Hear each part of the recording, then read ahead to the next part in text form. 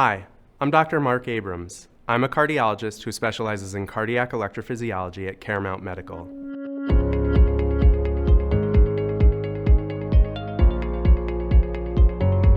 Let's talk about atrial fibrillation, or AFib, a type of abnormal heart rhythm or arrhythmia.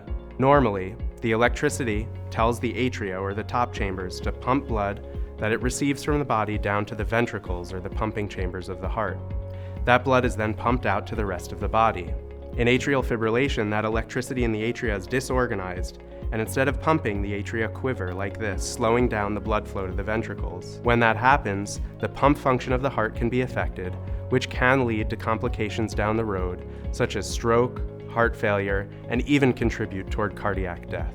With AFib, there are risk factors that we can change and those that we can't. After age 65, AFib affects about 9% or more of the population.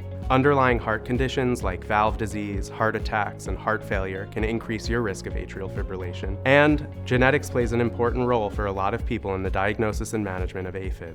In general, lifestyle modifications that are generally good for heart health, like diet and exercise, are also good for AFib. But in particular, limiting the amount of alcohol you drink, particularly binge drinking, can do great things for AFib. Preventing or treating sleep apnea can also do wonders. And controlling chronic conditions such as high blood pressure, diabetes, obesity, and thyroid disease like hyperthyroidism can also improve AFib over time. In some studies, more than half of AFib is asymptomatic. Usually, when people do have symptoms, they feel palpitations or a fluttering in the chest. But other more vague symptoms often go unrecognized, like general fatigue, dizziness, weakness, passing out, or importantly, chest pain, which can be caused by AFib, but also by other things that require more urgent medical attention, like a heart attack.